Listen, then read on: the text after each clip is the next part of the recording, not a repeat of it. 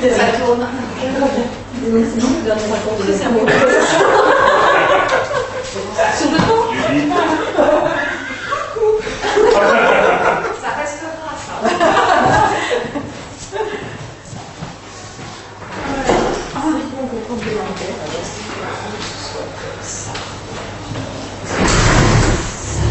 Je peux y aller. Je m'approche.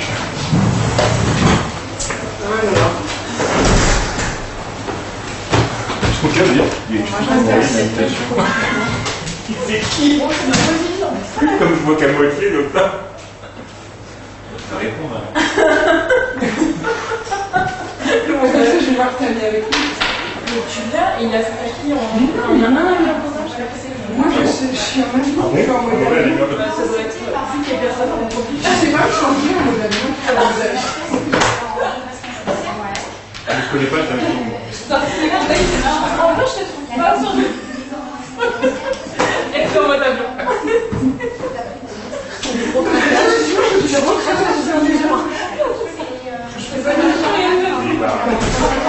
Mais ça aussi est simple en fait. Mais après, tu as des démonstrations civiques et tu n'es pas capable de se mettre dans le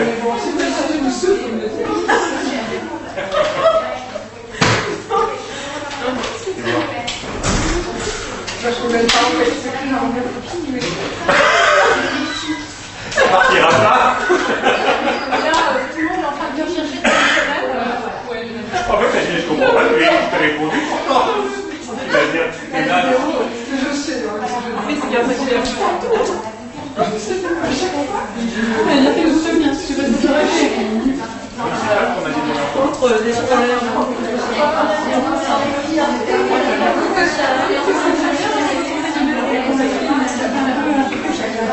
Si c'est une garçon. Ah,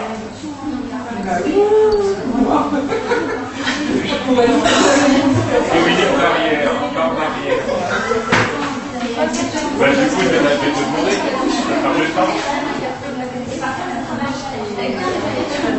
Paramètres.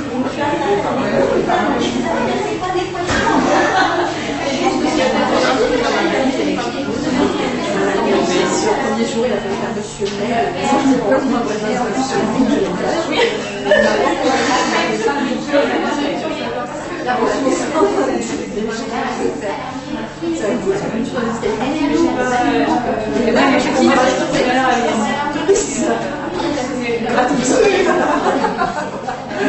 Ah ouais, parce que c'est bien quand tu cherches la vie.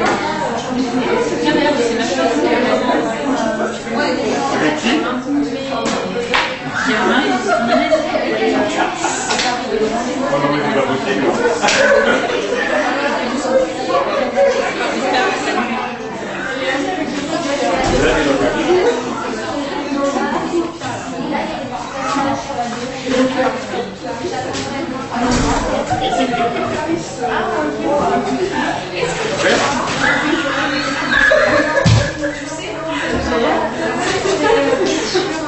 C'est génial. Ça arrive à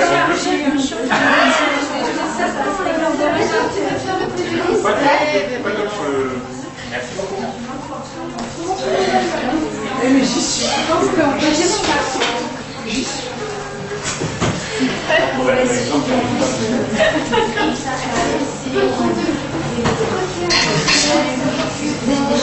je pense que même la félicitation. Super. Vraiment super. Oui, je vois ça.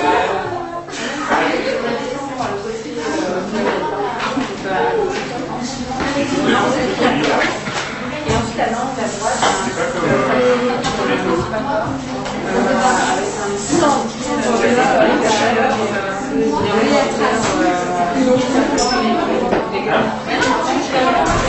Tu peux l'écrire, il va recevoir. Mais oui, parce que c'est en modèle, c'est-à-dire que c'est pas connecté.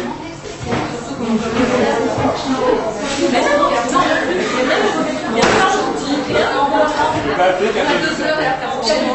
mode avion, mode avion. Vous n'êtes pas tombé. Le improvisateur, le ventilateur.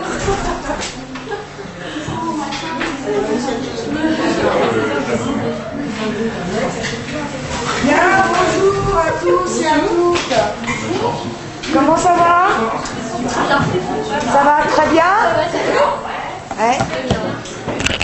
arriver. Eh, mais ça fait du bien, là, la clim, hein, dis donc. Oh là là. Vous êtes content d'arriver au bout de cette semaine? Oui, quand même. Hein. Ouais, c'était dense, hein. Bon, bah, voilà, les fameuses copies de droit pénal sur le rôle du pouvoir exécutif. Comment ça a été sur ce devoir? Difficile? Ouais. Est-ce que vous avez réussi à dégager une problématique, un plan, etc.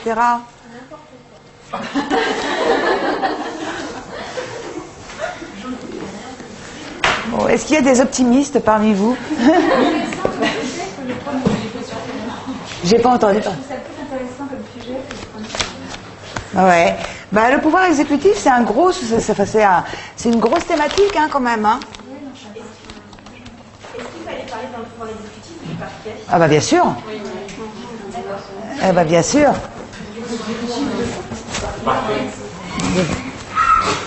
Mais oui. Moi je me suis envoyée pas trop avec un plan détaillé qui restait 1 heure et j'ai perdu vraiment trop de temps à diminuer. Je suis partie dans ces émissions. Ça m'a perturbée. Bon, il faut vraiment que sur les vidéos, vous repreniez tout ce qui est grande problématique classique et grand plan. C'est pas grave. Donc, grande problématique classique et grand plan classique. Il faut vraiment que vous réécoutiez ça, que vous preniez ça en note et que ce soit parfaitement en tête, parce que le pouvoir exécutif en droit pénal, c'est un sujet extrêmement classique. Ben oui, c'est extrêmement classique. On est sur un sujet source. C'est hyper simple. Ça fait partie des sujets un peu faciles, quoi. C'est beaucoup plus facile de construire et de problématiser sur un sujet comme le pouvoir exécutif en droit pénal que sur un sujet comme l'autorité en droit pénal, par exemple. Ah ouais. Donc, il faut absolument, alors encore une fois, on n'est pas encore au concours, hein, mais il faut absolument que les réflexes de problématisation et de construction soient bien en place. Vous avez eu le corrigé, là, sur le pouvoir exécutif ou pas encore? Non? Alors, il sera mis en ligne, mais juste pour en parler un petit peu, avec vous, sur le pouvoir exécutif en droit pénal, concrètement, on va partir d'une problématique extrêmement simple.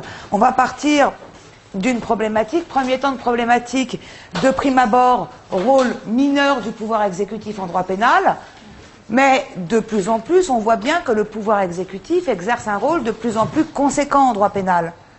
D'accord? Donc de prime abord, mais vous allez avoir le corrigé, hein? D'accord? Donc écoutez plutôt là pour la méthode. De prime abord, rôle mineur du pouvoir exécutif en droit pénal. Rôle mineur du pouvoir exécutif à 2 égards. Rôle mineur du pouvoir exécutif d'abord dans la création de la norme pénale. Pourquoi? Parce que la légalité, et notamment la légalité formelle, confie au législateur et à lui seul le pouvoir d'édicter la norme pénale. Car seuls les représentants du peuple, les élus au Parlement, disposent de la légitimité nécessaire pour édicter les valeurs dignes de protection pénale. Rôle mineur également du pouvoir exécutif, outre la création de la norme pénale, rôle mineur également du pouvoir exécutif dans la mise en œuvre de la norme pénale. C'est à l'autorité judiciaire que le constituant confie le soin de mettre en œuvre la norme pénale. Article 66 de la Constitution, l'autorité judiciaire est gardienne de la liberté individuelle. Puisqu'en droit pénal, il est toujours question de liberté individuelle, seule l'autorité judiciaire a cette prérogative de mise en œuvre de la norme pénale. Donc, on le voit, le pouvoir exécutif de prime abord n'a pas de rôle qui lui soit concédé en matière pénale. Et pourtant, deuxième temps de la problématique, on voit bien que ce pouvoir exécutif, aujourd'hui, il intervient à de nombreux égards en droit pénal. Il intervient tantôt en venant empiéter sur la compétence du législateur, tantôt en venant empiéter sur la compétence de l'autorité judiciaire. D'abord, sur la compétence du législateur, on se rend compte que le pouvoir exécutif exerce désormais un rôle important dans la création de la norme pénale. Rôle important dans la création de la norme pénale. Constitution du 4 octobre 58, par exemple, qui lui confie compétence pour édicter la norme pénale s'agissant de la matière contraventionnelle. Alors certes, les contraventions sont les infractions les moins graves, c'est néanmoins plus de 98% du contentieux pénal. D'accord? Puis il n'y a pas que ça. On voit bien aujourd'hui que la plupart des grandes lois qui interviennent en matière pénale sont impulsées non pas par des propositions de loi, mais par des projets de loi qui émanent du pouvoir exécutif. Et d'ailleurs, les grandes lois pénales portent quasiment systématiquement les noms des ministres qui les ont initiées. Et on ne peut pas nier l'empreinte de Christiane Taubira, par exemple, sur la loi contrainte pénale du 15 août 2014. Par ailleurs, le pouvoir exécutif joue un rôle conséquent dans la mise en œuvre de la norme pénale. C'est là toute la thématique de l'appartenance à l'autorité judiciaire des magistrats du parquet. Les magistrats du parquet, on le sait, sont hiérarchiquement subordonnés au pouvoir exécutif, au garde des Sceaux. D'accord? Et pourtant, malgré cette subordination hiérarchique, le législateur n'hésite pas à confier aux magistrats du parquet des pouvoirs qui sont des pouvoirs de quasi-juge, comme on le voit en matière de comparution sur reconnaissance préalable de culpabilité, comme on le voit en matière de composition pénale. Le parquet, aujourd'hui, à bien des égards, est décisionnaire de la sanction pénale à appliquer. D'accord? Or, ce parquet, il est l'expression de ce que souhaite la politique pénale mise en place, mise en œuvre par la chancellerie, par le pouvoir exécutif. Donc, tantôt le pouvoir exécutif vient empiéter sur la compétence législative, tantôt le pouvoir exécutif vient empiéter sur la compétence qui est celle traditionnellement réservée à l'autorité judiciaire, de telle sorte que, dernier temps de la problématique, s'interroger aujourd'hui sur le rôle tenu par le pouvoir exécutif en droit pénal revient à questionner l'expression moderne du principe de séparation des pouvoirs. Ça va? Enfin, c'est du classique, hein? Rôle mineur, rôle accru. Et alors sur le plan derrière, oui? Moi, je me suis beaucoup interrogée justement sur est-ce qu'il fallait parler du parquet ou pas, parce que en droit pénal ou procédure pénale, j'ai vraiment pas su me positionner en me disant si je parle du parquet, ça va être mon sujet, si j'en parle pas, j'ai raté quelque chose. Et du coup, quand vous l'expliquez, ça me paraît très logique, parce que j'ai pensé à ça, mais je me suis dit, je l'exclus parce que c'est pas dans le sujet. Non, on en avait parlé de ça, les éléments de procédure pénale qui sont relatifs au ministère public, ça fait partie de la culture juridique générale, il faut les inclure, et quand c'est comme ça, quand vous avez un aspect de procédure pénale qui vous paraît entrer dans le sujet, il faut absolument l'évoquer, il faut absolument en parler, on n'y consacre pas... Une entière partie, non, mais une sous-partie, oui. Un grand art, oui. Oui, bien sûr. Une sous-partie, oui, sans problème, pas une entière partie, c'est tout. D'accord? Donc, raisonnez pas de façon cloisonnée en disant ça c'est de la procédure. Non, non, c'est de la culture juridique à proprement parler. Ouais, alors la problématique, ça va au final, je pense. Oui. Mais c'est le plan. Alors le plan concrètement ici, le plan c'est simple là aussi. Incrimination, répression, non, c'est pas très adapté là. L'égalité formelle, l'égalité matérielle, non, c'est trop étroit. Traditionnel, le code professionnel et du côté Jean-Pierre, Rôle traditionnel, Jean-Pierre, ben non, parce que dans le grand 1, vous n'allez pas avoir grand-chose à dire. Alors, juste, on reprend démarche méthodologique. Est-ce que les deux temps de la problématique? Par exemple, oui, déjà, les deux temps de la problématique peuvent parfaitement passer, mais dans l'autre sens. Et puis alors là, il y a un truc tout bête, on est sur quoi comme type de sujet? Qu'est-ce qu'elle dit, la dame, dans la méthodologie en vidéo? Elle dit, quand on a affaire à un sujet acteur du droit pénal ou de la procédure pénale, qu'est-ce qu'on fait? Rôle accru, rôle encadré, ben voilà. Ben on est là, on est quoi? On est bien sur un sujet acteur, là. Ben voilà. Je vois pas où est le souci. Grand 1, le rôle actif du pouvoir exécutif en droit pénal. Grand 2, l'encadrement du rôle du pouvoir exécutif en droit pénal.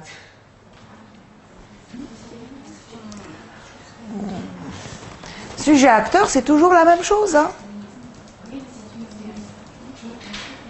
Dans le grand 1, le rôle accru du pouvoir exécutif en droit pénal. A, B. Là, les distinctions, on les a quasiment dégagées en introduction. Grand 1 a un rôle accru dans la création de la norme pénale. Grand B a un rôle accru dans la mise en œuvre de la norme pénale. Sur le grand A, un rôle accru dans la création de la norme pénale, d'abord en matière contraventionnelle.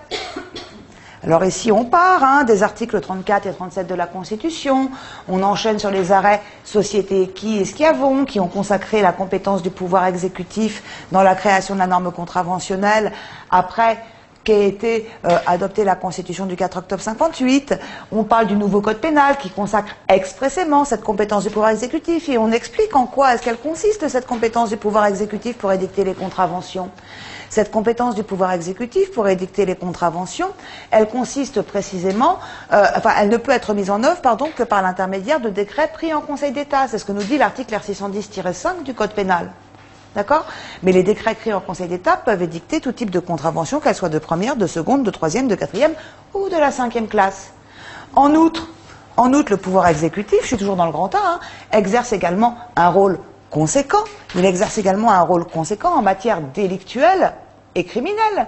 D'abord, toutes les grandes lois pénales à l'heure actuelle sont édictées,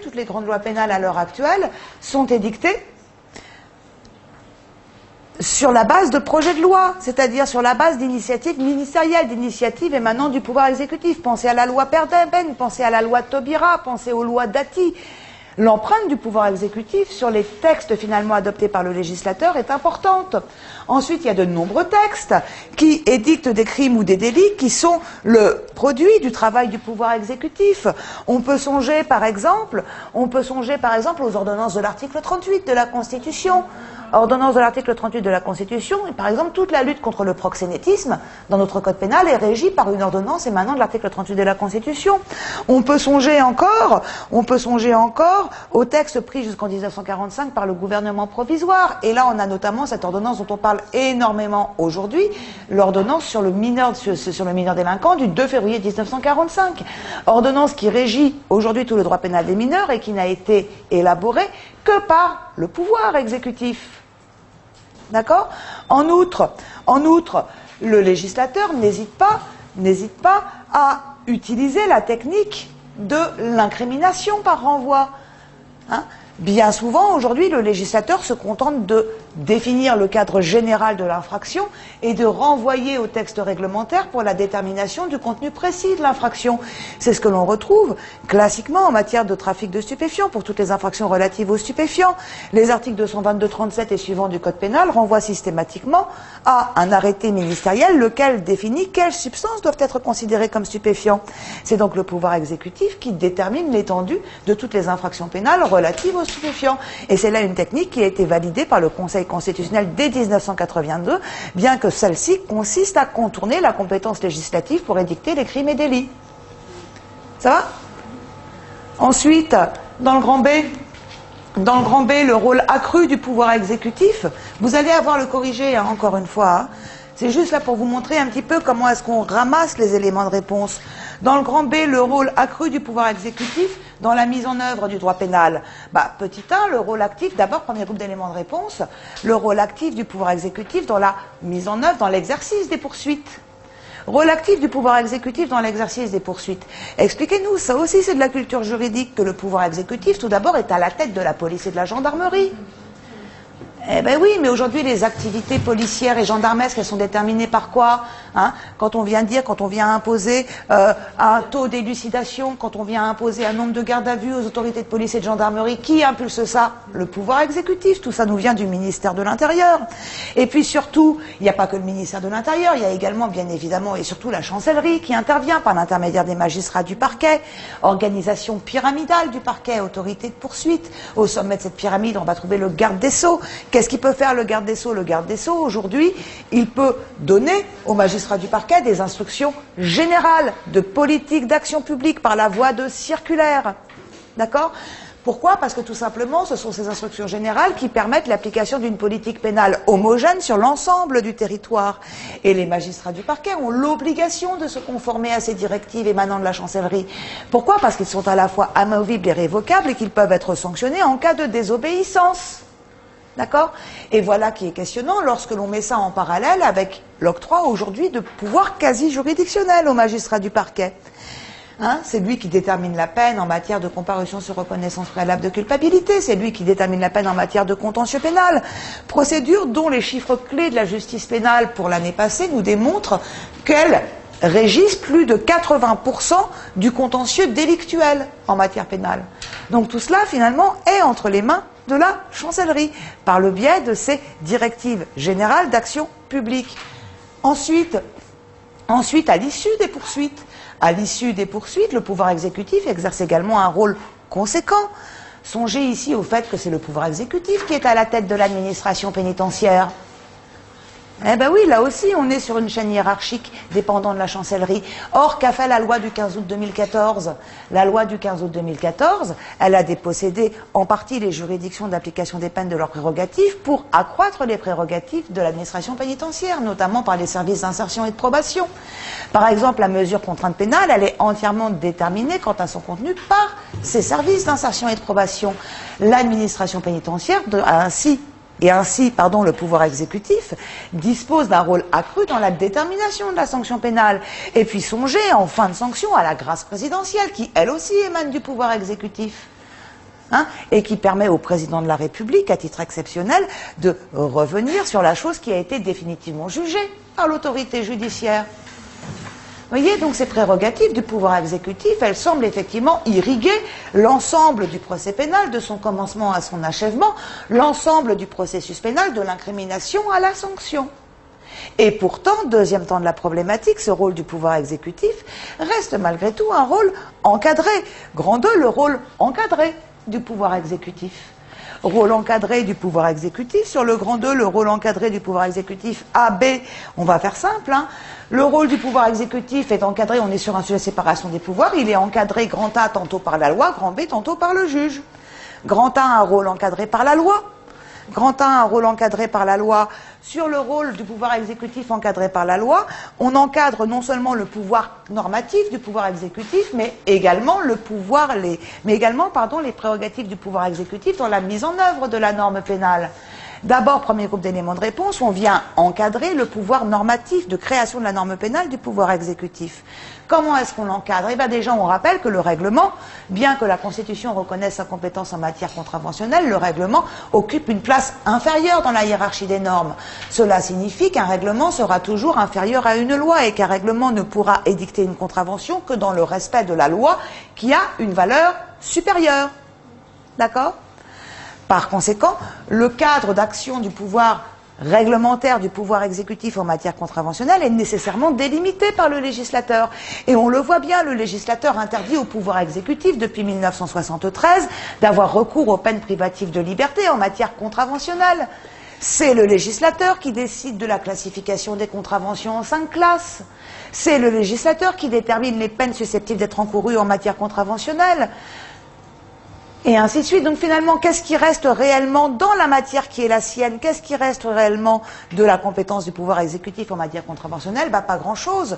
Définir les incriminations contraventionnelles particulières dans le cadre tracé par la loi et les classer dans la classification tripartite établie par la loi. Donc finalement, prérogative mineure du pouvoir exécutif en matière contraventionnelle. En outre, vous remarquerez que le législateur n'hésite pas, quand cela lui chante, à venir édicter lui-même des contraventions, bien que la Constitution établisse cette compétence en faveur du pouvoir exécutif. On l'a vu avec la contravention de dissimulation du visage dans l'espace public, qui a été mise en place par la loi du 9 octobre 2010, par exemple. D'accord?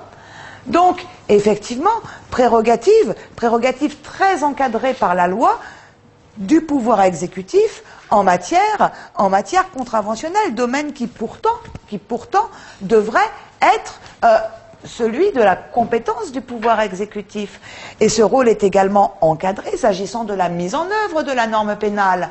S'agissant de la mise en œuvre de la norme pénale, la loi vient également tenter d'encadrer la compétence du pouvoir exécutif. Ainsi, par exemple, pour les procédures de comparution sur reconnaissance préalable de culpabilité, sur la procédure de composition pénale, la loi prévoit que la sanction proposée et décidée par le ministère public n'est valide qu'à la condition d'avoir été validée par un magistrat du siège.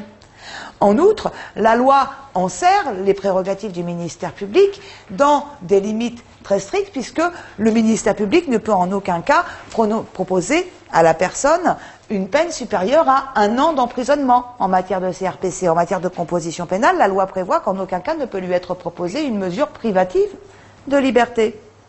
Ça va ? Donc là encore, on a un encadrement qui est très important. La loi du 25 juillet 2013 redéfinissant les attributions du garde des Sceaux sur les magistrats du ministère public est venue, quant à elle, mettre un terme à la pratique des instructions individuelles adressées par les magistrats par le pouvoir exécutif, aux magistrats du parquet. Le rapport rendu par la commission de modernisation du ministère public, ce qu'on a appelé le fameux rapport Nadal l'an dernier, préconise de confier au Conseil supérieur de la magistrature les prérogatives disciplinaires et de nomination des magistrats du parquet en les confisquant ainsi au garde des Sceaux. C'est pas encore de droit positif, mais tout va dans ce sens-là. Donc, vous voyez que ce soit aussi bien dans la création que dans la mise en œuvre de la norme pénale, il y a tout de même un encadrement très net, très sérieux par la loi. Mais cet encadrement, il est également le fruit du travail du juge. Grand B, l'encadrement par le juge. Le juge, il va encadrer, lui aussi, il va encadrer non seulement l'action du pouvoir exécutif, mais également les membres du pouvoir exécutif. D'abord, s'agissant de l'action du pouvoir exécutif, évoquez là l'exception d'illégalité. Le juge pénal a la possibilité d'apprécier au cours du procès pénal la légalité d'un règlement. D'accord ? C'est ce qu'on appelle l'exception d'illégalité qui est consacrée par l'article 111-5 du Code pénal. Dès lors qu'un règlement semble pouvoir influer sur la solution du procès pénal qui lui est soumis, le juge répressif a la possibilité d'apprécier la régularité d'un règlement. Alors il peut s'agir par exemple d'un texte qui institue une contravention. D'accord ? Et s'il estime que ce règlement n'est pas conforme aux prévisions légales, il peut tout simplement décider d'en écarter l'application du procès en cours. Donc on a un véritable contrôle du juge sur l'activité du pouvoir exécutif. La norme mise en place par le pouvoir exécutif est contrôlée par le juge. Mais il n'y a pas que ça. Là encore, par ailleurs, le juge, contrôle aussi l'action du pouvoir exécutif dans la mise en œuvre de la norme pénale. Le juge européen, d'abord. Songeons à l'arrêt Medvedev contre France, qui, le 29 mars 2010, est venu énoncer que du fait de son défaut d'indépendance, le fait de confier aux magistrats du ministère, du fait de leur défaut d'indépendance, le fait de confier aux magistrats du ministère public le contrôle d'une mesure de garde à vue est contraire au droit à la sûreté. D'accord ? Donc le juge européen contrôle, et la Cour de cassation relaie très utilement ces positions européennes. On l'a vu encore récemment avec les 2 arrêts de principe rendus par la Cour de cassation le 22 octobre 2013 en matière de géolocalisation. 2 arrêts qui viennent censurer la procédure de géolocalisation au motif que celles-ci sont placées sous le seul contrôle des magistrats du parquet. Or, le magistrat du parquet étant hiérarchiquement subordonné au pouvoir exécutif, il n'est pas question qu'ils puissent exercer leur contrôle sur un acte d'investigation potentiellement attentatoire à la vie privée des mis en cause. D'où la loi géolocalisation du 28 mars 2014 qui confisque en partie aux magistrats du parquet le contrôle des mesures de géolocalisation pour les confier au juge des libertés et de la détention, magistrat du siège. L'idée étant d'empêcher toute intrusion du pouvoir exécutif dans le cadre de l'enquête de police.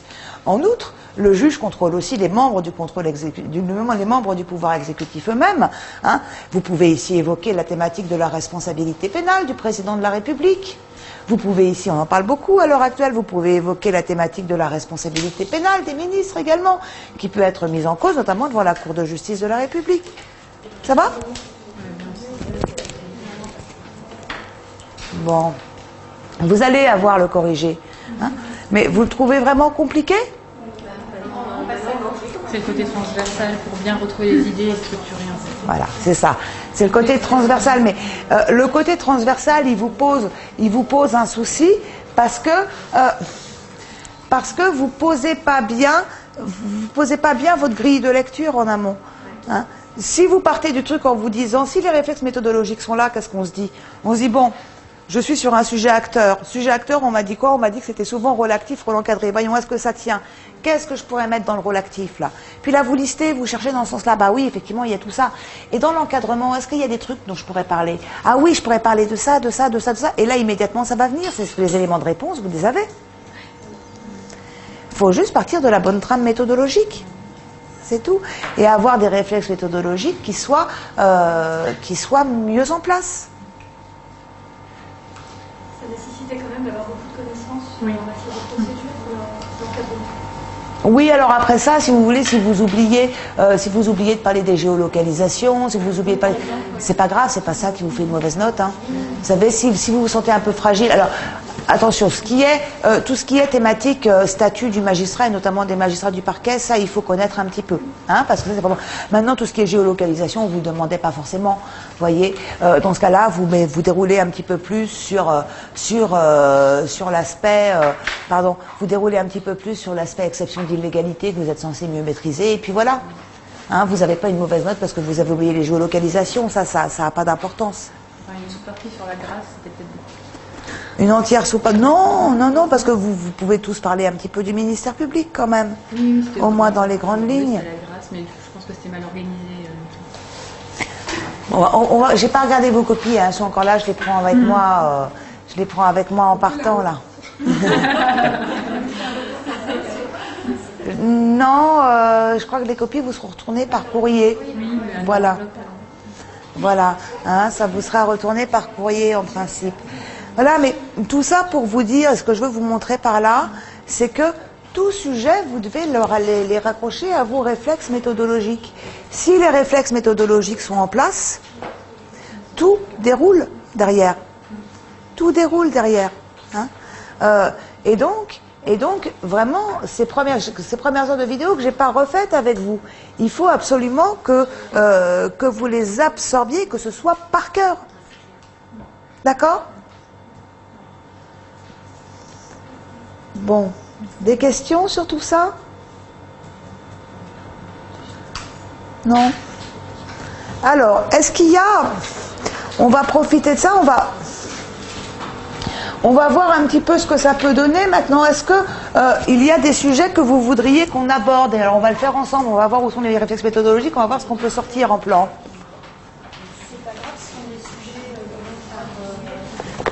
Pas ceux qui sont en vidéo, parce que vous allez les...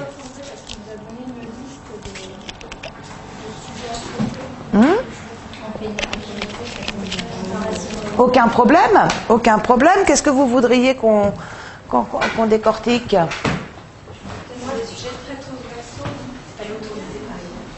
L'autorité en droit pénal?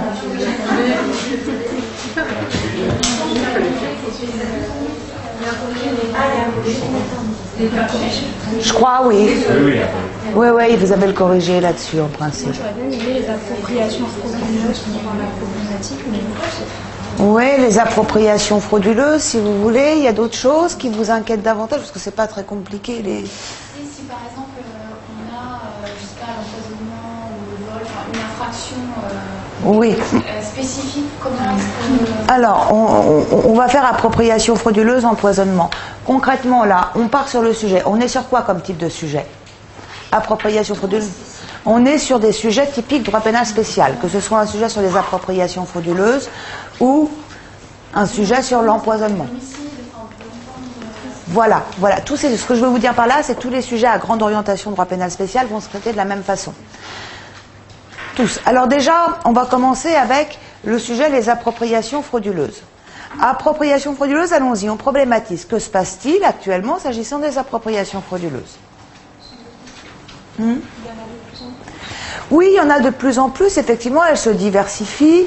Hein. Alors, il y en a de plus en plus, et puis on a le sentiment quand même qu'on a affaire à un législateur qui est de plus en plus sévère à l'égard des appropriations frauduleuses. Hein, chaque loi nouvelle édicte de nouvelles incriminations des appropriations frauduleuses, la jurisprudence adopte une conception de plus en plus large de ce que sont les appropriations frauduleuses, etc. Qu'est-ce que ça protège, ça? La propriété. Merci. Voilà. Donc ça protège quoi? Ça protège la propriété, ça, hein, ce mouvement de prise en compte accrue des appropriations frauduleuses, que ce soit par l'incrimination ou par la répression. D'accord? Donc ça pourrait être le premier temps de notre problématique. Mais à quoi ça contrevient, potentiellement, Alors, plus précisément, à quel grand droit, à quelle grande liberté cette évolution qui consiste à appréhender toujours plus largement et plus sévèrement les appropriations frauduleuses, à quel grand droit, à quelle grande liberté cela peut-il contrevenir de prime abord?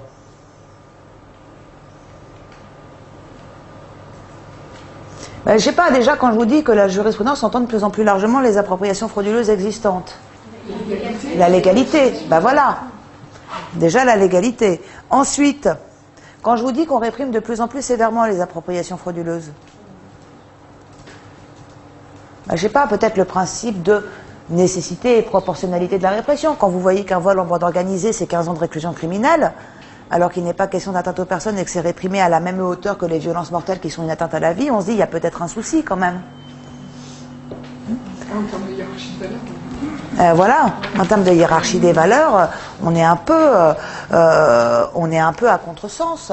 Hein. Par ailleurs, donc principe de légalité qui vient à exhorter, principe de nécessité et proportionnalité des peines qui vient à exhorter.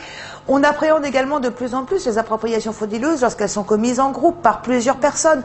Principe de personnalité, de la responsabilité pénale qui peut également être mise en cause par cette évolution relative aux appropriations frauduleuses. Donc finalement, on est sur quoi là?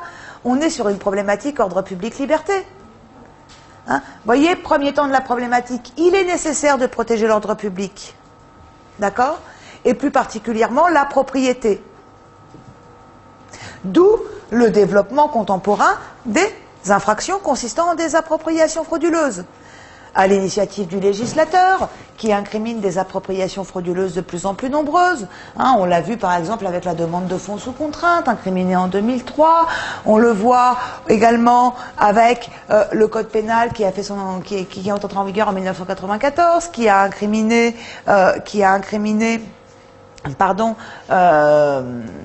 donné naissance à une nouvelle modalité de l'infraction d'escroquerie.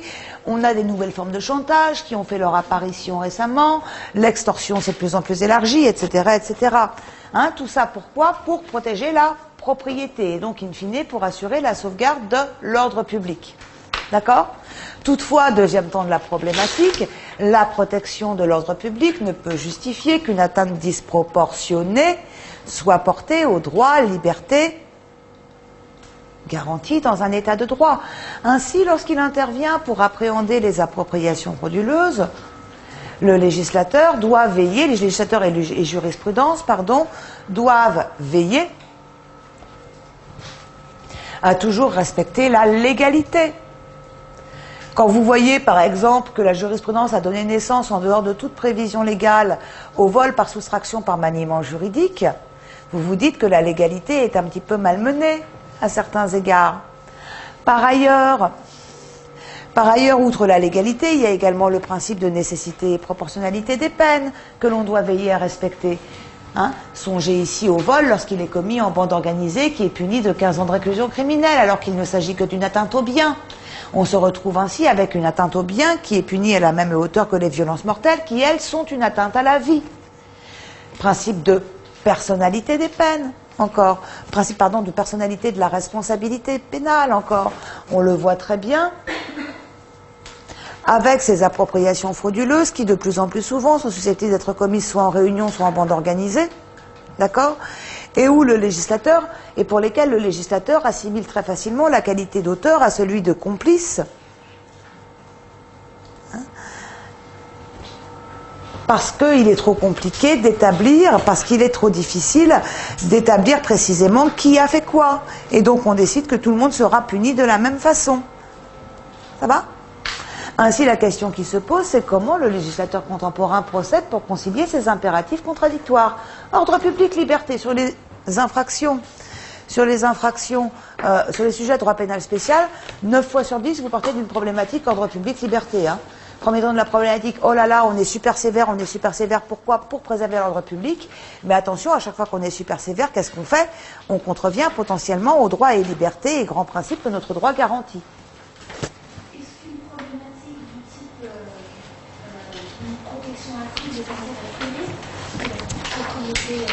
Oui. Donc, du coup, une augmentation de la protection de la propriété et des intérêts privés par les parties. Est-ce qu'on peut faire un truc du type, entre guillemets, privatisation du droit pénal? Non.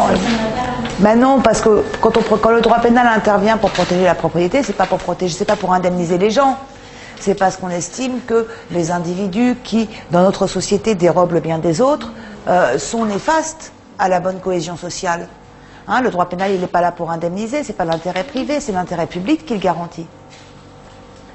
Oui, mais il a quand même fait un dessin, on voit dans l'exemple nécessité proportionnalité, entre la protection, par exemple, dans ces valeurs sociales protégées, où là on a une prédominance d'une valeur sociale attachée plutôt au bien, au détriment peut-être de la vie.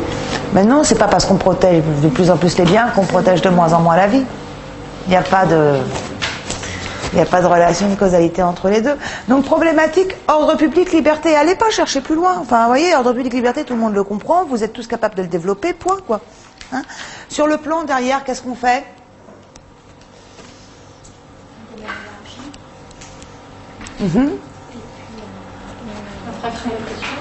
Ben voilà, incrimination, répression. Voilà, incrimination, revenons au domaine. Mais voilà, on est sur un sujet de droit pénal spécial et donc on va imprimer un mouvement. Grand 1, une incrimination élargie des appropriations frauduleuses.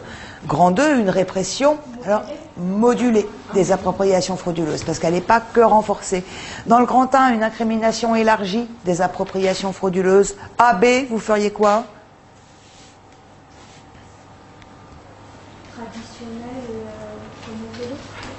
Traditionnel, renouvelé, pourquoi pas? Il y a mieux là. Législateur, jurisprudence. Hein? Législateur, jurisprudence. Donc, grand 1, une incrimination élargie des appropriations frauduleuses. 1A, une incrimination élargie du fait du législateur, hein, qui multiplie les nouvelles incriminations consistant dans l'appropriation frauduleuse et bien d'autres. Alors là, vous avez plein d'exemples hein, dans votre police, sur votre fiche sur les appropriations frauduleuses. Hein, vous les restituez comme vous voulez. Et puis 1B, une incrimination élargie du fait de la jurisprudence. Jurisprudence qui adopte une conception large des appropriations frauduleuses existantes. D'accord? Alors ça, vous le retrouvez en matière d'abus de confiance, vous le retrouvez en matière de vol également à titre principal.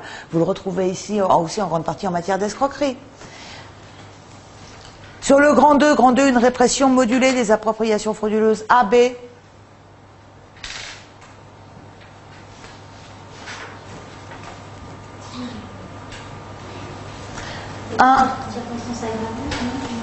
Non, plus large, on monte en généralité pour les sous-parties. Répression modulée, ça veut dire que tantôt on fait preuve de sévérité, tantôt on fait preuve de clémence. Voilà. 1A, sévérité à l'égard des appropriations frauduleuses. 1B, clémence à l'égard des appropriations frauduleuses.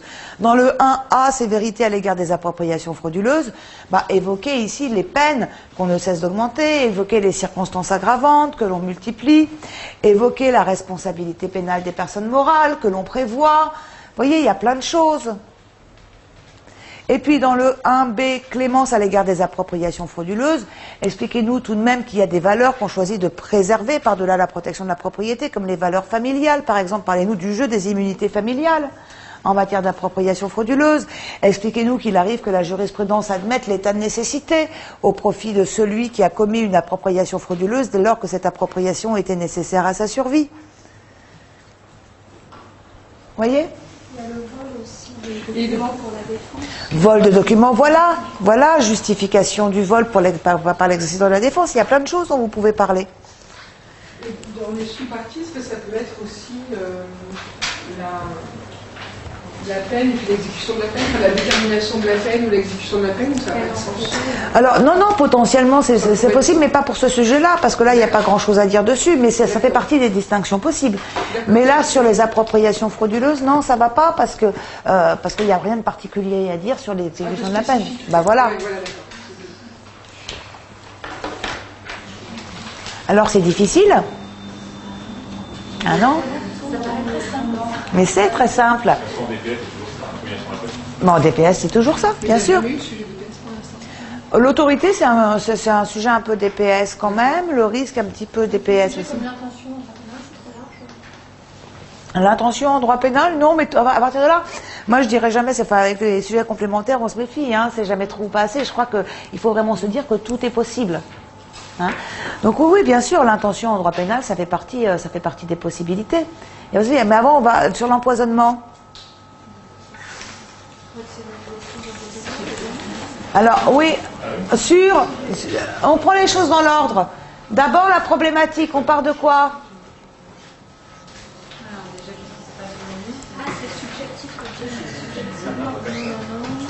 Au départ, c'est une répression très forte. Oui. Mais une tendance Correctionnalisation, donc un affaiblissement. Voilà. En fait, si vous voulez, à l'égard de l'empoisonnement, on affiche une sévérité ultime, d'accord? Mais on voit bien que dans les faits, cette sévérité, elle n'est pas toujours de mise, hein? D'accord? Donc là aussi, et elle n'est pas toujours de mise parce qu'on voit que l'empoisonnement est une infraction un petit peu inadaptée. Donc là aussi, on peut partir encore d'une problématique d'une trappe entre public-liberté. Bah oui, sévérité affichée à l'égard de l'empoisonnement. Parce que l'empoisonnement, c'est une atteinte à la vie, une atteinte quasi certaine, qui ne laisse aucune chance à la victime. En outre, héritage historique, tous les grands monarques ont toujours eu peur d'être empoisonnés. Voilà pourquoi la sévérité est de mise à l'égard de l'empoisonnement. C'est un des crimes les plus sévèrement réprimés de notre code pénal. L'empoisonnement est réprimé plus sévèrement que le meurtre, alors même que cette infraction, en tant qu'infraction formelle, ne nécessite pas qu'un résultat soit effectivement survenu pour être consommé. D'accord? Donc sévérité affichée à l'égard de l'empoisonnement pour la protection de la vie et, in fine, de l'ordre public. D'accord? Et pourtant, deuxième temps de la problématique, attention, la protection de l'ordre public, la protection de l'ordre de la vie doit parfois céder le pas devant d'autres impératifs qu'il est également nécessaire de sauvegarder. Principe de nécessité et proportionnalité de la répression. On le voit bien avec cette démarche de la Cour de cassation qui consiste, pour réutiliser vos exemples, qui consiste à correctionnaliser l'empoisonnement et à le requalifiant en qualification d'administration de substances nuisibles, dans les affaires de contamination par le virus du sida. D'accord? En outre, de plus en plus souvent, aujourd'hui, l'empoisonnement se trouve justifié. Par exemple, au nom de la dignité de la personne humaine, c'est ce qu'on voit en matière d'euthanasie. Je vous signale que les euthanasies, ce qu'on appelle les euthanasies actives, se font à l'heure actuelle beaucoup par la voie de l'empoisonnement, par la voie de l'administration de substances mortelles.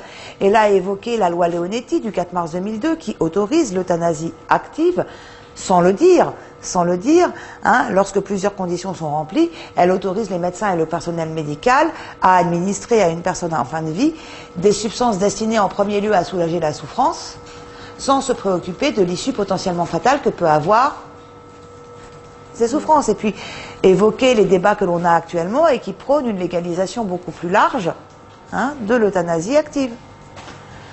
Bien. Est-ce qu'on parlera du problème de déterminer l'empoisonnement avec cette loi spéciale? Bien sûr, on va en parler aussi. Donc on voit bien au terme de tout cela que l'empoisonnement c'est un crime qui est très très sévèrement réprimé, mais que cette très très sévère appréhension de l'empoisonnement par le droit pénal, cette très sévère appréhension de l'empoisonnement par le droit pénal, elle ne coïncide pas nécessairement avec les exigences ni avec les nécessités de la société contemporaine. Sur 1, 2, on va reprendre les deux temps de la problématique. Grand 1, sévérité affichée à l'égard de l'empoisonnement. Grand 2, clémence pratiquée à l'égard de l'empoisonnement. Sur le grand 1, sévérité affichée à l'égard de l'empoisonnement. A, B, qu'est-ce qu'on peut faire? Incrimination, répression. 1A, une incrimination élargie. 1B, une répression renforcée. Dans le 1A, une incrimination élargie, on va parler de quoi essentiellement? On va parler du caractère d'infraction formelle de l'empoisonnement. Pas de résultat. On va évoquer le fait que toute substance peut être considérée comme une substance mortelle, que ce soit à titre qualitatif ou quantitatif. On va parler de l'acte d'emploi ou d'administration qui est entendu très largement par la jurisprudence. Il y a des tas de choses. Tout ça, c'est dans votre poli. Il s'agit après ça de répartir les éléments de réponse de votre fiche dans la trame qu'on met là en place. Sur le 1B, une répression renforcée de l'empoisonnement, jeu des circonstances aggravantes. Et notamment de la circonstance aggravante de préméditation, qui sera quasiment toujours démontrée s'agissant de l'empoisonnement, puisque comment voulez-vous empoisonner quelqu'un sans l'avoir au préalable prémédité? Ok? Et puis parlez-nous des peines qui sont plus lourdes que s'agissant du meurtre, aussi bien s'agissant de l'empoisonnement simple que s'agissant de l'empoisonnement aggravé, alors même que l'empoisonnement est une infraction pour laquelle le résultat n'est pas nécessairement survenu. Mais justement, parce qu'on est dans la logique, ça va dans la suite de son mise à l'instant. Oui. Dans le sens où forcément ça a été prémédité et que donc on se rapproche plus de l'assassinat en termes de répression. Voilà, sauf qu'il n'y a pas forcément de résultat, alors que pour l'assassinat, pour qu'il soit consommé, il faut qu'un résultat se soit effectivement produit. Donc vous voyez, on a une sévérité, on est à un grade supérieur. Ensuite, sur le grand 2, clémence pratiquée à l'égard de l'empoisonnement. Clémence pratiquée à l'égard de l'empoisonnement. Pourquoi? Parce que grand A, qu'est-ce qu'on va faire ici à B? La difficulté de l'incrimination. Et grand B, ça serait quoi? La correctionnalisation. Non, Non, c'est bien, c'est bien. Vous avez les premiers. Faut me le dire autrement. Faut me le dire autrement, hein. Avec un grand A effectivement que vous allez consacrer à l'incrimination restreinte de l'empoisonnement, restreinte essentiellement par la jurisprudence. Et là, c'est l'exigence d'un dol spécial pour qu'il y ait empoisonnement. D'accord? Hein? 1A, l'incrimination restreinte de l'empoisonnement. Hein, c'est l'exigence d'un dol spécial ici, le fait que la Cour de cassation exige que soit démontrée l'intention de tuer pour conclure à la constitution du crime d'empoisonnement. Voyez? Et puis le 1B sur la répression atténuée ou paralysée de l'empoisonnement. Et là, vous allez évoquer la correctionnalisation judiciaire. Vous allez évoquer toutes les fois où on fait jouer la justification en matière d'empoisonnement. Voyez? Tout ça, c'est dans la fiche que vous avez sur cette infraction-là. Ça va? Les sujets de droit pénal spécial, c'est hyper simple. Toujours pareil. Alors, juste Dominique, juste avant que je répète pour tout le monde, si vous avez un sujet orientation droit pénal spécial, il y a 2 distinctions que vous allez utiliser dans la construction qui sont toujours les mêmes. Hein. Vous allez utiliser... 3 distinctions entre lesquelles vous allez varier. Incrimination, répression, sévérité, clémence, législateur, juge. Alors après ça, tantôt vous mettrez celle-ci en 1-2 et l'autre en AB, tantôt l'autre deviendra 1-2 et l'autre deviendra AB, mais voilà les grandes distinctions sur lesquelles vous évoluerez. Pour tous les sujets orientés. Parce que vous voyez, si on fait le terrorisme, c'est la même chose, hein. L'appréhension pénale du terrorisme, vous avez le corrigé en ligne, hein, mais grand 1, l'incrimination élargie, grand 2, la répression renforcée. Hein, donc vous évoluez sur ces 3 distinctions-là et vous les utilisez en 1, 2, A, B, hein, en fonction du sujet qui vous est posé et en fonction des éléments de réponse que vous avez à attribuer. C'est toujours pareil pour le droit pénal spécial. Ça va ? Il faut mettre en place les réflexes méthodologiques. Tout part de là. On se fait une petite pause et puis on enchaîne ensuite sur d'autres sujets. Ah, pardon, Dominique, oui, désolé. C'était vraiment une question... Non, attendez. La qualification de la répression, quand on l'utilise dans une partie entière, on dit qu'elle est modulée, et quand elle est en sous-partie, on dit qu'elle est renforcée, ou il faut connaître... Mais non, il faut vous accoler l'adjectif qui correspond à la réalité, oui. D'accord. Non, mais bon, Oui, on dit pas, la question c'est on ne dit pas n'importe quoi. On essaye de dire ce qui correspond à la réalité du sujet. Bon, allez, pause.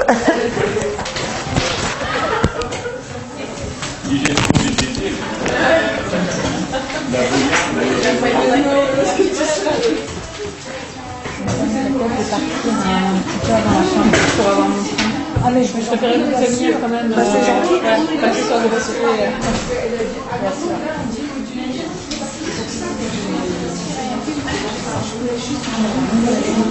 Tout cela reste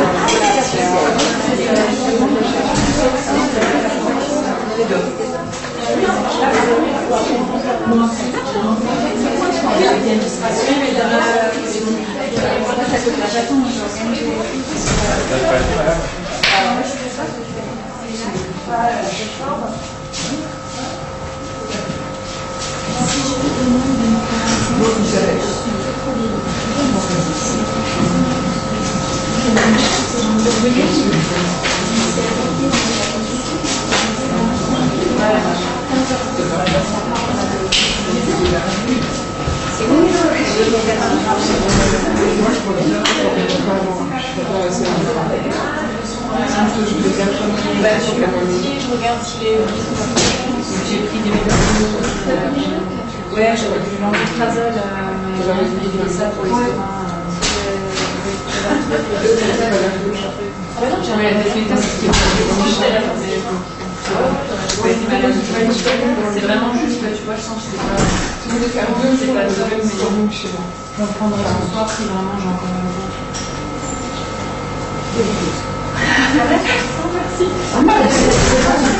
Peut-être, ouais. Mais je vais jeter ma canette si tu veux. Ça, quand t'as des méthodes dans le sac. Ouais, mais en même temps, ça sauve parfois. Ouais, bah je regarde.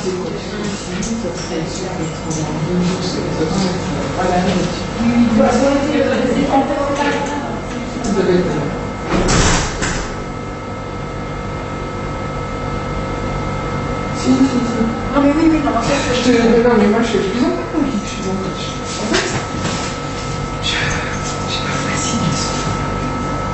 Et donc, quand je vais inviter, moi, quand je sors de ton matin, je suis pas peur de m'expliquer ce que c'est. Pourquoi je fais pas cette objet? Tu connais ça? dans la salle. Tu connais? Je connaissais pas du tout. J'en ai jamais fait, je visualise déjà dans la salle d'examen. Enfin, Si tout va bien. elle te fait parler. Non, c'est pas ça. Tu vois le sujet, tu n'y connais rien. Non, c'est pas exactement ça. Elle te met en état de conscience. Tu dis, parce que là, on va plus t'arrêter, parce qu'il paraît que ton cerveau est plus réceptif. C'est-à-dire que c'est en limite, t'es très détendu, en limite d'endormissement. Et à ce moment-là, elle te fait agir sur des points, sur la confiance, sur la bulle, on va faire son appel, pour que je sois capable, à la bulle, pour être capable de bien refuser les sollicitations. Bon, je vais prendre un note. Dire, tant pis si c'est un truc qui n'est pas fait, si les courses sont pas faites. Ah oui, voilà.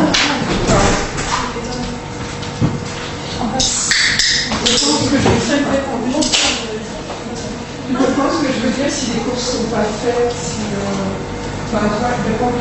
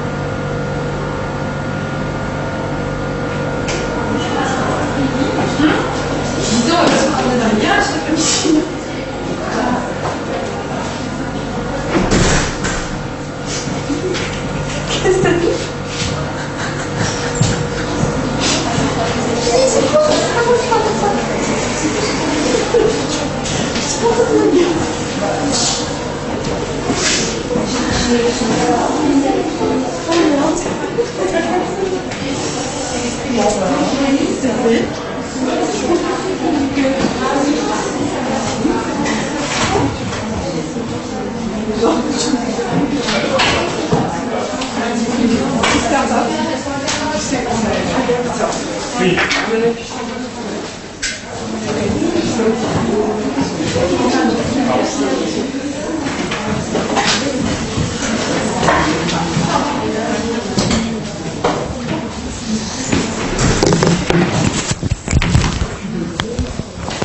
Bon, on est reparti?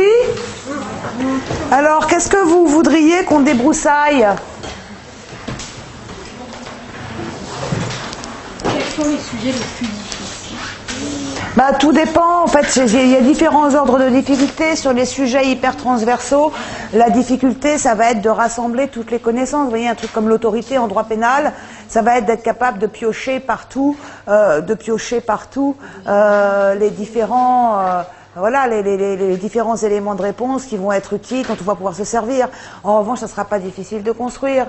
Sur un sujet comme, je sais pas moi, la tentative ou la légitime défense, vous voyez, des sujets de tête de chapitre comme ça, hein, ça va être une difficulté, ça va être vraiment de problématiser, d'apporter le truc en plus et d'avoir une construction. Et chaque type de sujet va avoir sa difficulté. Il n'y a pas de... Tout dépend des failles qui sont les vôtres, finalement. Hein, ce qui va être difficile pour l'un ne sera pas forcément pour l'autre. Moi, en termes de difficulté, je pense que les sujets les plus faciles, ce sont les sujets orientation droit pénal spécial, hein, du type ceux qu'on vient de voir là, l'empoisonnement ou les appropriations frauduleuses. Ça, c'est facile, parce que c'est toujours pareil. Voilà. Hein. Les sujets sources du type le pouvoir exécutif, c'est pas très compliqué non plus. Les sujets grands principes, c'est pas très compliqué non plus, parce que on fait toujours pareil.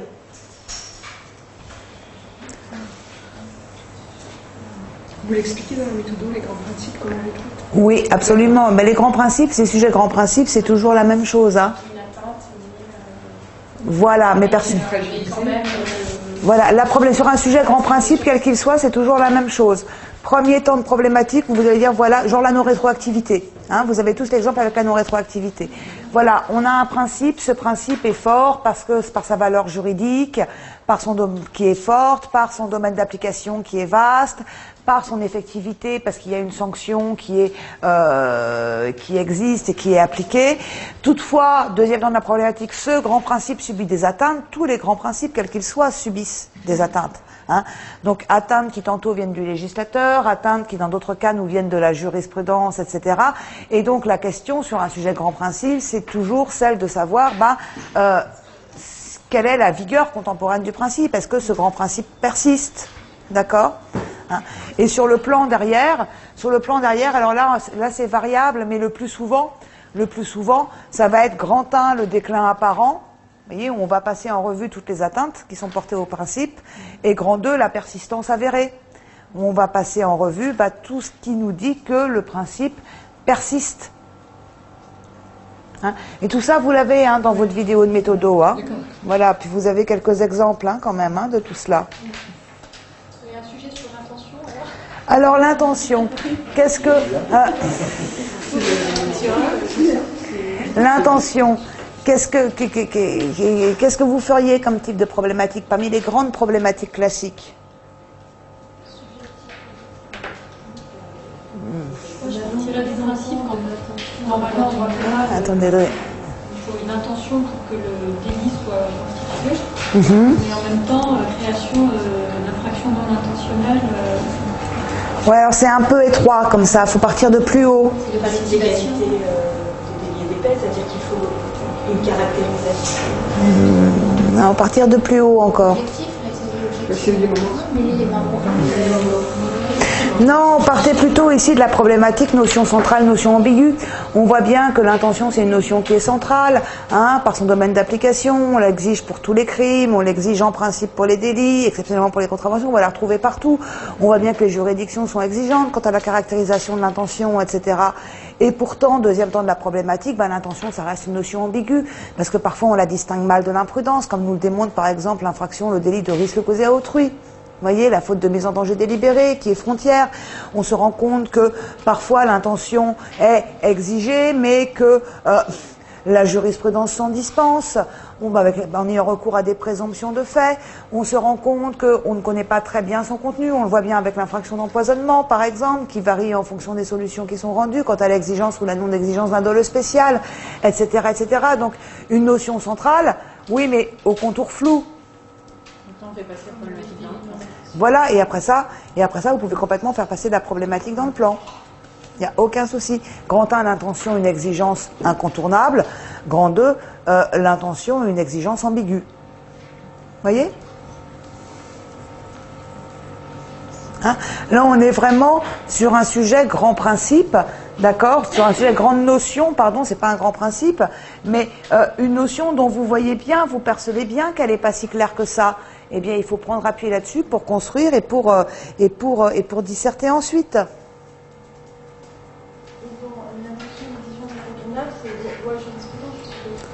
Alors, une exigence incontournable s'agissant de l'intention, ici, une exigence incontournable, l'exigence elle est incontournable, pourquoi? Elle est incontournable de par le domaine vaste de l'intention, grand A, et là vous allez expliquer qu'on la requiert pour tous les types d'infractions, d'accord? Et puis, ensuite, elle est incontournable par son contenu, hein, dol général, dol spécial.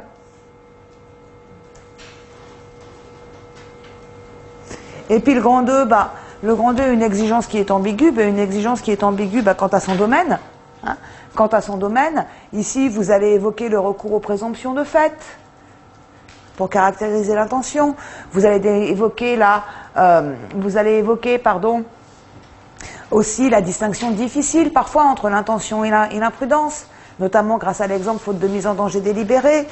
Et puis également une notion incertaine par son contenu. Là, vous allez évoquer que bien souvent, le fait que l'intention, on la présume bien souvent, hein, notamment le dol général est toujours présumé, hein, du fait de l'adage nul n'est censé ignorer la loi, et donc par conséquent, c'est un petit peu une coquille vide, cette exigence. Vous allez nous expliquer on nous dit que les mobiles ne doivent pas être confondus avec l'intention, mais on voit bien qu'une image comme le dol aggravé, ça prend en compte les mobiles, et qu'on a des formes d'intention qui vont reposer sur les mobiles. Vous voyez ? Hein, donc là, on part sur une distinction centrale, ambiguë, domaine, contenu. Et vous pouvez aussi inverser le plan. Hein. Grand 1, le domaine de l'intention. Grand 2, le contenu de l'intention. Avec grand 1, le domaine de l'intention, un 1A sur un domaine vaste, un 1B sur un domaine ambigu. Et puis le contenu, un 2A sur un contenu dense et un 2B sur un contenu ambigu. Vous voyez, vous pouvez basculer votre plan. Ça va? Votre conseil, si on veut prendre un peu plus de hauteur, ce serait de faire un petit peu comme nous conseille Christophe André en civil, c'est de retravailler tous les sujets qui ont été balayés pour... Moi, il me semble, compte tenu de tout ce que je vois là, il me semble le truc, c'est qu'il faut vraiment bien regarder les vidéos sérieusement. Vous savez, les vidéos, les premiers concours, quand ils arrivent, ils sont comme vous, hein. D'accord? Quand ils arrivent, ils sont comme vous. Alors, ils peuvent sortir de fac, etc. C'est pas parce qu'ils sortent de sa fac qu'ils savent faire une disserte. Hein? Voilà, ça c'est une première chose. Donc, les vidéos, il faut les regarder sérieusement. Il faut les repasser. Il faut pas se contenter de les regarder. Il faut prendre des notes. Il faut apprendre les notes qu'on a prises. Voilà, quoi. Voilà, il y a que ça. Et déjà sur la méthodologie, vous voyez, tout ce qui est grande problématique classique, grand plan classique, ça, il faut les avoir en tête. Il faut que ce soit du par cœur. Vous voyez? Donc, travaillez là-dessus déjà. Travaillez sur les vidéos de méthodologie en premier lieu, et ensuite, prenez des notes sur tous les sujets, et puis regardez ça comme si vous étiez en cours. Vous voyez, il n'y a que ça. Il n'y a que ça qui va faire que moi, je suis pas, je vous l'avais dit au premier cours, hein, je suis pas fanatique de la rédaction à outrance, parce que je me dis que le temps que vous passez à rédiger, vous le passez pas à avancer sur les apprentissages. Donc, c'est ce que je vous disais, c'est important d'avoir composé, histoire de pas arriver au concours à blanc sans jamais s'être exercé en conditions réelles. Néanmoins, il faut pas passer son temps à faire ça, parce qu'il y a du boulot quand même avant, hein. Et là, le temps va être court, ça va passer très vite, juillet, août, hein. Donc, il faut vraiment se concentrer sur l'essentiel. Donc, pour prendre du recul, travaillez bien sur les grandes problématiques, travaillez bien sur les grands plans, et puis ensuite, tous les sujets qui sont traités en vidéo, ce sont des sujets qui qui méritent que vous vous y arrêtiez un petit peu, que vous les preniez en note, que vous les retravailliez, etc., etc. C'est comme ça que ça viendra. C'est comme ça, en revanche. Alors, bon, encore une fois, ça dépend du niveau d'avancement de chacun, mais le travail sur les polycopiés, au bout d'un moment, faut arrêter, quoi. Hein, parce que vous pouvez bien connaître vos polys et prendre 3. Hein. Vous voyez que c'est pas ça qui fait l'exercice. Hein. Donc voilà, et puis à travers les vidéos, déjà, si vous êtes bien attentif aux différents sujets, on balaye quand même quasiment l'intégralité du programme. Hein. Plutôt reprendre les vidéos. Bah oui, bien reprendre les vidéos et surtout bien être au point sur les fondamentaux méthodologiques. Il faut vraiment que vous compreniez que ce concours-là et cet exercice-là, si vous avez une bonne méthodologie, ça passera même si vous n'avez pas des connaissances qui sont exceptionnelles sur le sujet qui vous est donné. Hein? Mais il faut bien avoir les cadres d'analyse de droit pénal en tête avant le concours. C'est ça qui compte. Les fondamentaux, ce sont vos premiers cours sur les vidéos, c'est ça hein. Voilà, voilà. Hein. Donc, il y a 2 choses qui vont être importantes pour vous dans les vidéos. 2 choses. D'abord, la première chose, tout ce qui est théorie générale de l'infraction. Hein. Ça, c'est par cœur. Ça, c'est par cœur, ça doit être parfaitement maîtrisé. Et ensuite, vous avez toute la méthodologie. Hein, parce qu'il y a la théorie générale de l'infraction et ensuite, il y a la méthodologie. Toute la méthodologie, ça doit être parfaitement maîtrisé. Vous savez, on a 13 plans classiques, les grandes problématiques et les grands plans classiques. Il y a 13 problématiques, il y a 13 plans. Bon sang, il faut les connaître, quoi. Ça fait 26 trucs à retenir, c'est pas le bout du monde. Il faut les connaître, il faut savoir les utiliser, etc. Si vous n'avez pas ça, bah, ça veut dire qu'il faut compter sur votre créativité le jour J, quoi, ce qui me paraît un petit peu périlleux. D'accord ? C'est tellement facile. C'est tellement facile. Donc ça vous fait théorie générale, je sais pas, doit y avoir une douzaine d'heures. Hein, et puis méthodologie, doit y avoir une douzaine d'heures aussi. Donc ça vous fait 24 heures de vidéo à parfaitement maîtriser, quoi. Puis le reste, vous le relisez, vous écoutez bien les plans, et quand vous les écoutez, ne les approchez pas dans la perspective, oh là là, il faut que j'en retienne le maximum, parce que si ça se trouve, ce sujet va tomber. Non, approchez-les du type, mais pourquoi est-ce que là, on retient telle problématique plutôt que telle autre? Pourquoi est-ce que là, on adopte telle construction plutôt que telle autre? Pourquoi est-ce qu'on retient tel élément de réponse et pas tel autre? Vous voyez? C'est comme ça que ça va se mettre en place. Mais ça va aller, hein, vous inquiétez pas. Je vous vois un petit peu dépité. En ce moment, je les ai écoutés, j'ai relu la théorie générale, mais c'est pas pour autant que j'arrive à resservir dans le... Que vous arrivez à réinvestir? Ouais. Alors dans ce cas-là, ce qui vous manque, c'est le travail sur les sujets et sur les corrigés. Hein, dans ce cas-là, il faut bien reprendre. Si effectivement vous avez le sentiment d'être au point sur la méthodologie, si vous, enfin, au niveau de visionnage, hein, d'être au point sur la théorie générale, etc. Dans ce cas-là, la seule chose qu'il faut faire, c'est regarder les corrigés. Oui, c'est vrai, je l'ai pas fait. Voilà. De lire des corrigés. Voilà, c'est ça. C'est ça. Hein, c'est le travail sur les corrigés qui va vous donner le recul et qui va vous... Parce que c'est une chose de savoir ce qu'il faut faire, et puis c'est autre chose de réussir à le faire soi. Hein. Mais ça vient pas forcément en composant, juste en lisant un corrigé, ça suffit. Hein. D'accord ? Vous n'avez pas besoin de le faire. Hein. Vous pouvez imaginer un sujet, vous dire, bah, tiens, et puis forcez-vous, disciplinez-vous, dites-vous, vraiment, la problématique, elle fait nécessairement partie des problématiques classiques. Laquelle ? Forcez-vous là-dessus. Hein. Le plan, il fait forcément partie des grands plans classiques. Lequel? Et imaginez de votre côté, essayez de voir laquelle de ces grandes problématiques vous exploiteriez, essayez de voir lequel de ces plans vous utiliseriez. D'accord? Et après ça, une fois que vous avez ça, une fois que vous y avez réfléchi un petit peu, ben là, vous regardez le corrigé du sujet en cause. À chaque fois, il y en a qu'un qui paraît évident et bien adapté au Non, sujet ou non. Vous savez, dans les grands plans classiques, bien souvent, il y a plusieurs possibilités. Il n'y en a pas 50 non plus, mais il peut y en avoir 2 ou 3. Il n'y a pas une solution unique. Hein. Néanmoins, il ne faut pas que ça sorte des chemins balisés. Hein, parce que dites-vous que le correcteur qui ne comprend pas la logique de votre plan, c'est pas le correcteur qui se dit waouh, c'est trop bon pour moi, je comprends pas ce qu'il a voulu dire. Hein? C'est forcément quelque chose qui vous pénalise derrière. Donc, vraiment, restez sur ce très grand classique, restez sur ce qui est attendu. Ok? L'incrimination-répression, c'est une valeur sûre. Sévérité-clémence, c'est une valeur sûre. Déclin du principe, persistance du principe, c'est une valeur sûre. Rôle actif, rôle encadré, c'est une valeur sûre. Notion centrale, notion ambiguë, c'est une valeur sûre. Tout le monde vous comprend. Et pour la construction, après un terme grand A grand B, c'est toujours, si on n'a pas mis incrimination, répression en grand A grand B, donc absolument toutes les grandes distinctions binaires que vous n'avez pas utilisées en 1-2, vous devez les exploiter en AB. Domaine, régime, législateur, juge, droit européen, droit national. Vous voyez, principe, limite.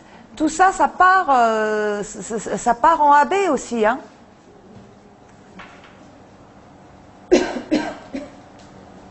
D'accord ? Il faut vraiment être ultra discipliné, en fait. Ultra discipliné et se contraindre à utiliser une déconstruction classique. Il faut juste trouver celle qui correspond le mieux à votre sujet.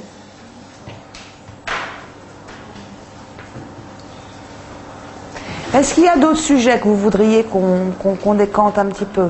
C'est pas un sujet, c'est Christophe Andry qui disait qu'il fallait qu'on s'efforce de faire des fiches auteurs. Des fiches auteurs? Ouais. Auteur sans H, enfin. Oui. En civil, je comprends vraiment l'objet.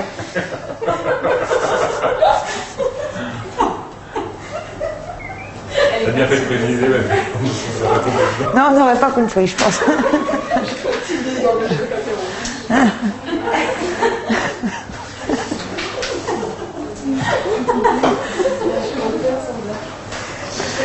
Donc, pour faire des fiches auteurs sans H. Amis mongoliens, bonsoir.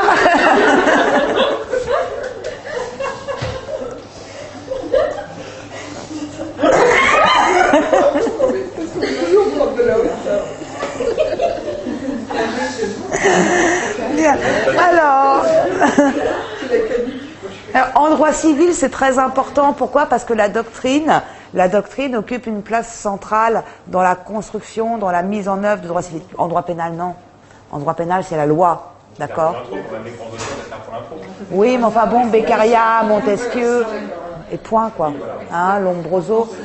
Tout ça, vous l'avez dans les grandes problématiques classiques. Vous voyez? Hein, vous l'avez tout ça dans les grandes problématiques classiques. Vous n'avez pas besoin de vous faire une fiche. Voilà, ils ne sont pas suffisamment nombreux. Par contre, les définitions, les grands arrêts, ça c'est important en pénal. Et donc les définitions, elles sont toutes de votre poli, on n'a pas besoin d'aller chercher un... Absolument, non.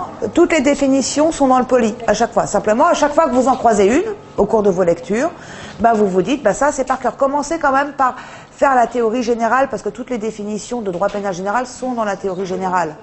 Hein? Donc, voilà, regardez bien ça, apprenez bien ça, et puis en principe, vous n'aurez pas besoin de refaire le tour avec le poli. Vous êtes déconfits, là. C'est la chaleur. Le manque de sommeil. Bon, soyez, voilà, ça vient vite, hein. Ça vient vite quand on a le truc. Après, quand on a compris comment ça marchait, ça vient vite. Hein, il faut juste encore une fois que vous soyez bien au point sur les prérequis méthodologiques. Tout par de là. Après ça, le reste, vous inquiétez pas, vous remplirez. Hein. Vous remplirez. Mais soyez bien au point sur les prérequis méthodologiques. Est-ce qu'il y a un autre sujet que vous voudriez que l'on décante ensemble? J'ai pensé à un sujet, les contraventions. C'est parce qu'on n'avait pas parlé avec ce André, c'est quelque chose qui... Les contraventions, alors, là, pour ceux qui sont au point sur la méthodologie, quelles sont les grandes problématiques qu'on pourrait exploiter? Très bien, très bien. On vous interroge sur les contraventions. Les contraventions, qu'est-ce que c'est? C'est une catégorie d'infractions qui se définit par opposition au délit, au crime. Donc, vous voyez, tout l'intérêt de ce sujet, c'est de voir ce qui va faire la particularité de cette catégorie contravention. D'accord? Donc là, les contraventions, vous allez partir d'une problématique particularisme des contraventions. Premier temps de la problématique, amoindrissement du particularisme des contraventions. Deuxième temps de la problématique. Ça va? Premier temps, les contraventions, c'est une catégorie d'infractions tout à fait particulière, qui ne ressemble ni au crime ni au délit, pour plein de raisons. D'abord, elles sont édictées non pas par le législateur, mais par le pouvoir exécutif. Ensuite, bien souvent, ce sont des infractions pour lesquelles l'élément matériel est suffisant à les constituer. On n'exige pas d'élément moral. La plupart d'entre elles ne reposent pas sur l'existence d'un résultat. Les peines privatives de liberté sont interdites, etc., etc. D'accord? Il y a plein de... Toutefois, deuxième temps de la problématique, ce particularisme des contraventions, c'est un particularisme qui va tout de même s'amoindrissant. Alors, il va s'amoindrissant sous l'impulsion de deux mouvements. D'une part, parce que les contraventions se rapprochent des délits, catégorie de juste à côté, et d'autre part parce que les délits se rapprochent eux aussi des contraventions de leur côté. Les contraventions se rapprochent des délits. On assiste tout de même de plus en plus à l'essor de contraventions qui vont exiger un élément moral pour être constituées, par exemple. On assiste à des contraventions qui vont nécessiter à l'essor de contraventions qui vont nécessiter la survenance d'un résultat. Vous voyez, rapprochement des délits. Certaines contraventions sont édictées par le législateur et non pas par le pouvoir exécutif. Et puis les délits aussi se rapprochent des contraventions. On assiste à l'essor des délits obstacles. Intervenant au niveau de l'incrimination des actes préparatoires de l'infraction, à l'image de ce que font les contraventions. De plus en plus, les délits peuvent être jugés à juge unique. Le juge de proximité peut siéger dans la formation de jugement des délits, alors qu'en principe c'est le juge réservé au contentieux contraventionnel. Voyez? Donc la question, c'est celle de la pertinence de cette catégorie contravention. Est-ce que les contraventions, cette catégorie contravention, a conservé aujourd'hui sa pertinence? Et plus largement, quel impact de la classification tripartite des infractions aujourd'hui? Voyez? Et alors sur le plan, qu'est-ce qu'on peut faire là du coup?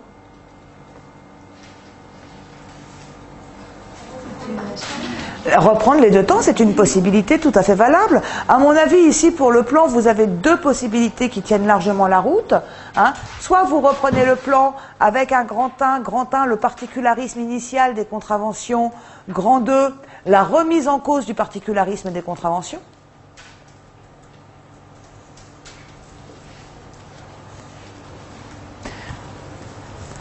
Sur le grand 1, le particularisme initial, 1A, qu'est-ce qui va être particulier? Qu'est-ce qu'on peut faire en AB ici?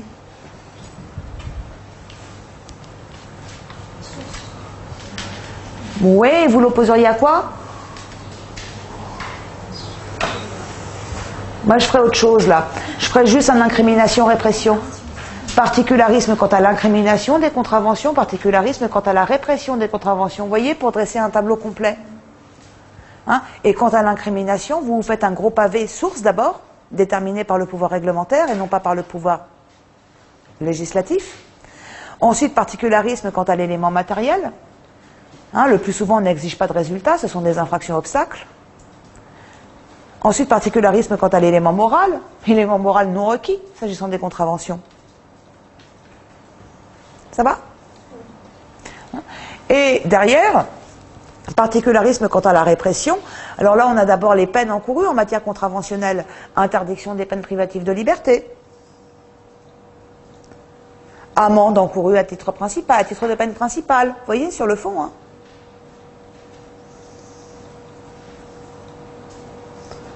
Règle particulière de récidive. Récidive qui n'existe que pour les contraventions de la 5e classe.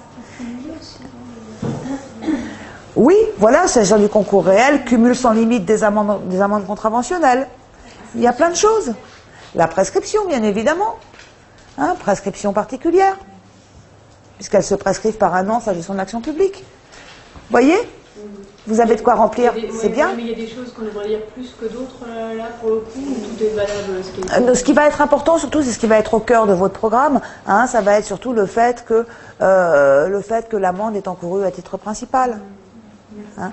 Et puis, vous pouvez nous dire un mot de procédure également. Qui juge des contraventions? Juge non professionnel, juge de proximité pour les contraventions des cas de première classe, ou tribunal de police qui va statuer à juge unique. Vous voyez, ça va être jugé par une seule personne, essentiellement, les contraventions. Hein, avec des procédures rapides de jugement. Ça va? Hein, et puis grand 2, l'amoindrissement du particularisme des contraventions. Qu'est-ce qu'on peut faire ici en AB? Ben voilà, très bien. Très bien. On répond à grand 1. Hein, amoindrissement s'agissant de l'incrimination. Amoindrissement, enfin remise en cause, pardon, du particularisme s'agissant de l'incrimination, grand A, s'agissant de la répression, grand B. Sur le 1A, s'agissant de l'incrimination, on reprend son déroulé. Reprenez votre déroulé. D'abord les sources. Sur les sources, qu'est-ce qu'on peut dire? On peut dire que le législateur, édicte, sans hésiter, des contraventions lui-même. D'accord? On en parlait tout à l'heure, hein, contravention de dissimulation du visage dans l'espace public, par exemple, qui a été mise en place par la loi.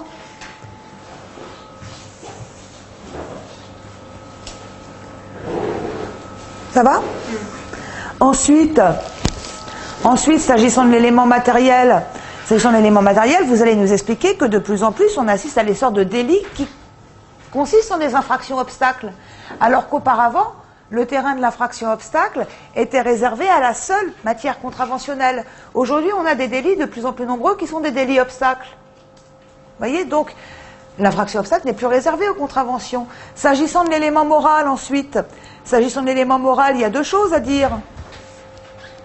S'agissant de l'élément moral, ensuite, il y a deux choses à dire. Vous pouvez dire que en matière contraventionnelle, le pouvoir réglementaire a édicté de nombreuses contraventions qui vont nécessiter un élément moral pour être constitué. Prenez l'exemple des violences légères non aggravées.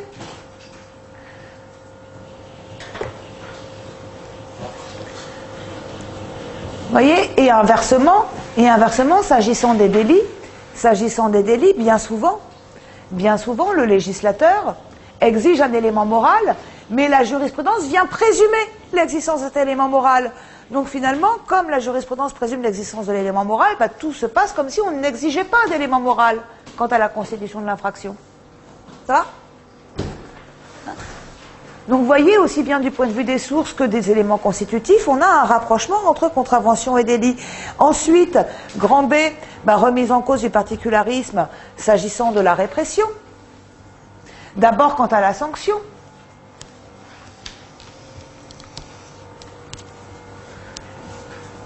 Ici, expliquez-nous que la récidive existe s'agissant des contraventions de la 5e classe, que le législateur, aujourd'hui, n'hésite pas à édicter des circonstances aggravantes en matière contraventionnelle qui auront pour conséquence de correctionnaliser une infraction qui n'était initialement qu'une contravention.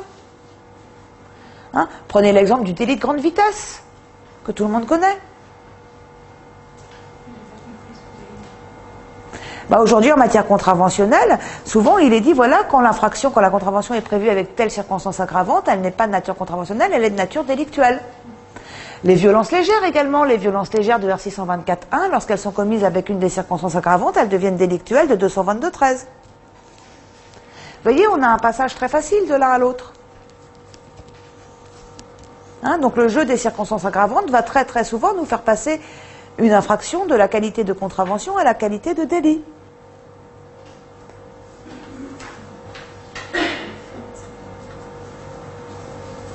On a l'impression que quel que soit le sujet, toutes les notions sont floues maintenant. C'est un petit peu le problème contemporain du droit pénal, ouais.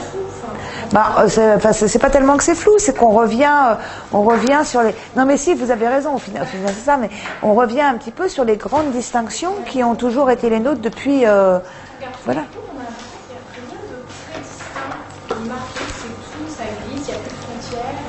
C'est un peu ça, et ça ressort un petit peu dans tout. Mais c'est ça qui est intéressant, justement.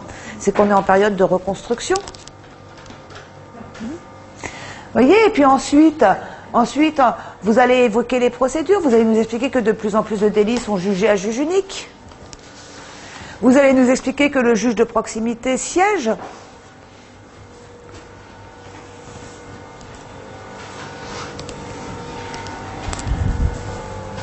Dans la formation de jugement du tribunal correctionnel. Vous voyez, il y a plein d'éléments que vous pouvez développer ici. Et là, on n'a pas été exhaustif. Hein. Mais là, donc ça, c'est le premier plan applicable. Donc, particularisme, amoindrissement du particularisme avec une déclinaison, incrimination, répression au sein de chacune des parties. Ou alors, vous pouvez inverser la mécanique. Faire grand 1, incrimination, grand 2, répression. Et puis, à chaque fois, A, B, particularisme, amoindrissement du particularisme. C'est vraiment carré, en fait. Ben voilà. Voilà. Il ne faut pas chercher midi à 14h. Surtout pas. On fait du droit pénal. Hein. Le droit pénal, on est sur une branche de droit qui est fondée sur la légalité.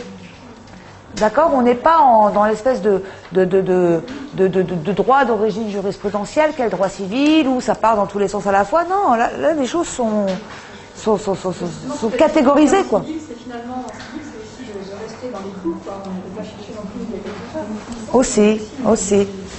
Parce qu'on a vite fait de se perdre, alors qu'en réalité, c'est simple. C'est simple.